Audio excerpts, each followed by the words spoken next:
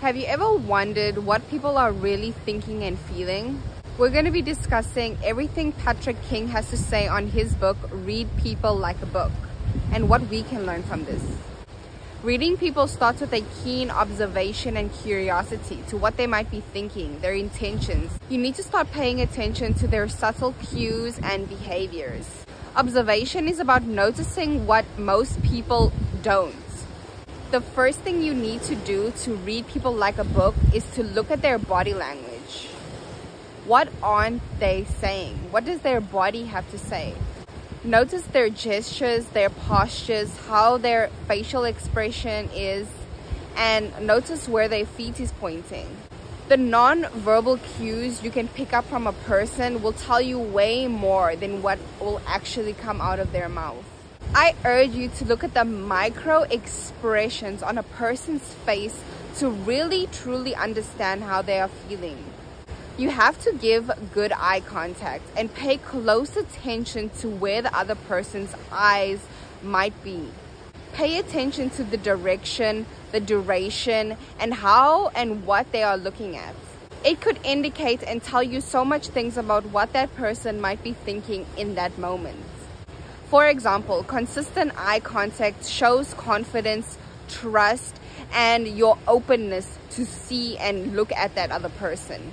Observation is more than just looking. It's actually about truly seeing the person for who they are right in front of you. What you need to do is observe consistently. Observe them when they're relaxed. Observe them in social settings. Observe them when they're alone. Try to really see and predict their behaviors and patterns on what you think they might do in those moments. Notice how they act when they're comfortable, when they're relaxed, when they're out in social settings, when they're at the beach, when they're in the club, when they're walking on the street. Identify patterns in their speech, what they usually talk about, what are their interests, their hobbies, who they like to communicate with, what do they like to talk about, what gets them excited, what drains them of energy. Start to pay attention to that.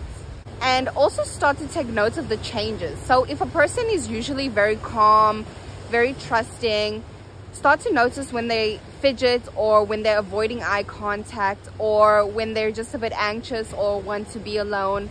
These are signs that they might be anxious or they're in an uncomfortable situation or something is going on. So start to pay attention to how they normally act and the subtle shifts and changes.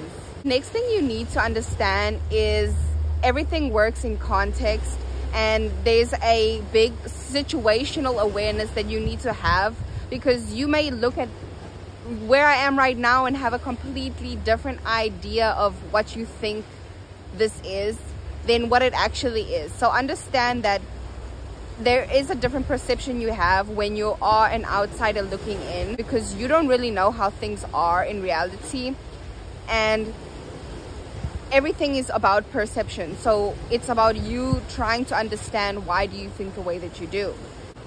All I'm trying to say is things aren't always what they seem. Start to pay attention to the relationship dynamics that that person might have in their life.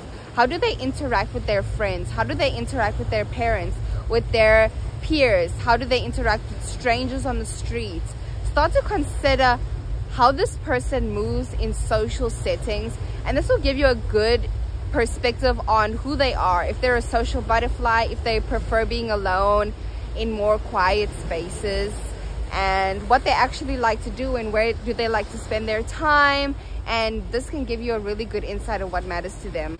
Usually the sign of confidence is having the ability to talk loudly and talk confidently, and also being able to maintain eye contact, as well as this calmness in the way that you speak. All the signs that usually indicate nervousness or anxiousness is tapping, fidgeting, not being able to let other people finish their sentences, speaking over people. These are signs that somebody may be very anxious or uncomfortable, and that they have lots of worries and doubts going on in their mind. So when you understand what people are really truly thinking about in that moment, you can then try to help them and guide them and ease them on what you think they might be feeling or going through in that moment. When you're interested in a conversation, you tend to lean forward, you tend to come a bit closer, you tend to smile, you tend to look them in their eyes. These are all good positive signs that somebody is actually paying good attention to you. You have to practice the art of listening. And by practicing this and actively listening to what the other person is saying, you can remove all of your own assumptions to what you think they are saying. By completely just hearing them out, you then get a better understanding of what is actually going on in the situation, then projecting your own thoughts on to the situation. Try to practice the art of just listening to what the other person has to say rather than thinking in your head what you have to say in response to them. This can allow you to practice more active listening and will help you build your conversational skills and get to know people truly for who they are and not who you think they are. By reading other people like a book, you have to understand their emotional triggers. Where do they get sensitive? What are the topics that they try and avoid talking about? What is something that really triggers them or makes them feel sad or in a high emotional response? By validating the other person's experience by simply saying, I understand how you feel, tell me more.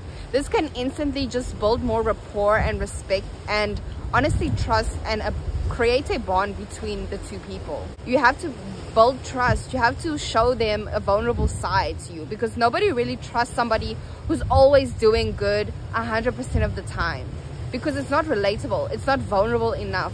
When you share your sad stories or how you are the way that you are, people then can relate to you. They build compassion for you, and it honestly, the humility of knowing that we're all imperfect humans does bring you closer to other people, because we all make mistakes, whether you like to pretend like you don't or not, or you like to pretend like you're perfect, you are not. And that illusion will actually push you away from other people when you actually can use your vulnerability to bring you closer.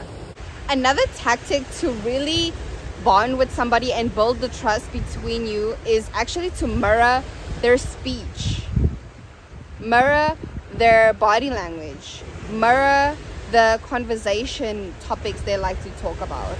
Start to put everything that they're giving out back to them and subtly see how they react to that. You need to subtly mimic their body language, their speech, how they behave, what they have to say, and see how they interact with that. You can also use positive affirmations as a way to build trust between two people. This will instantly lower the other person's guard, because they know you're a positive and optimistic type of person. So everything that you have to say will be of value to them, because they know every single problem or negative situation has a solution, and there is a pro and a con to every single thing.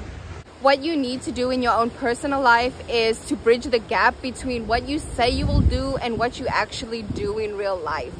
This is the key to actually building trust between other people, because people are watching you, they're watching what you're saying and what you are actually doing and spending your time doing.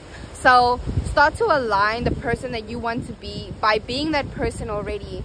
And it's not about, oh, one day when I do this or when I become this person, I'll act this way. No, start acting that way you want to be right now. And this can actually get you to where you want to be faster. So it'll put you in good environments with good people who you want to network with. Another key factor you need when trying to read people like a book is to understand and respond correctly to manipulation.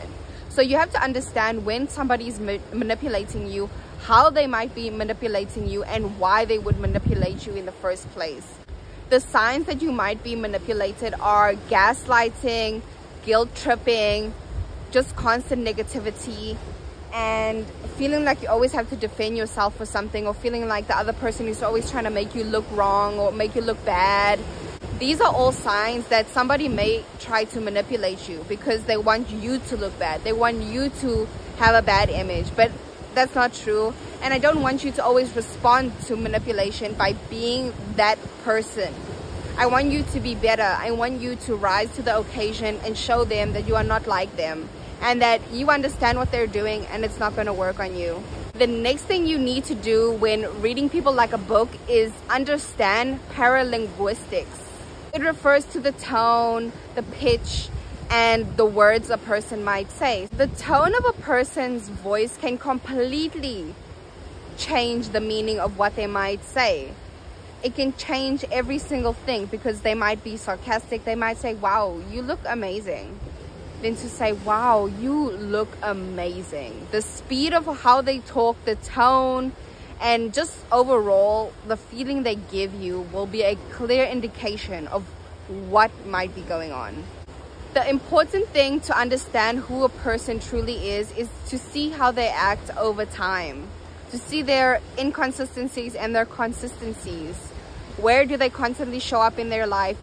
The biggest thing you need to know when trying to read people like a book is actually to trust your gut, because your gut and your first instinct will tell you so much more about the situation, and you just need to follow that and be truly connected to your gut feeling and your true instinct feeling in your heart, because this is your compass. This is what is guiding you.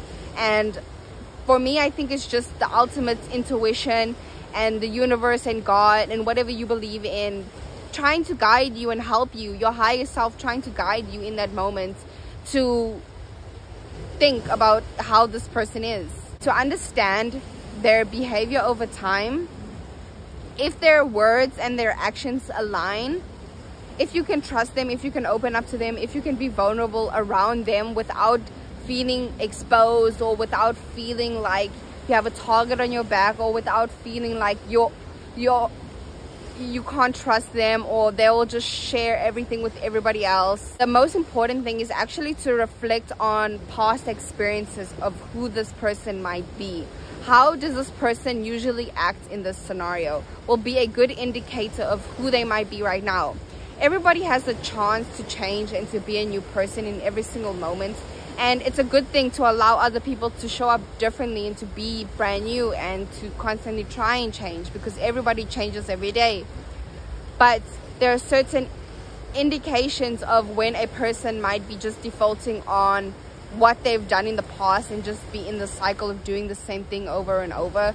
So stay away from people who seem stuck, like they're in a hamster wheel and just going back to where they started, and start to surround yourself with people who want to grow, who want to expand out of their comfort zone, who want to be put in a different scenario and be better and constantly change and grow and evolve. These are the people you need to be connected with, truly.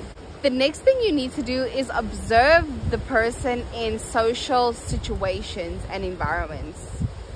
Are they the first to speak? Are they the ones that lead the conversation? Are they the ones that talk loud? Are they the ones that are more quiet, reserved, lets other people talk? You need to pay attention to who is the most dominant person in the group. Who is the most assertive? Who wants most of the control? Who wants to always bring the conversation back to themselves? You need to really pay attention to those subtle cues, because they'll tell you everything you need to know about that person.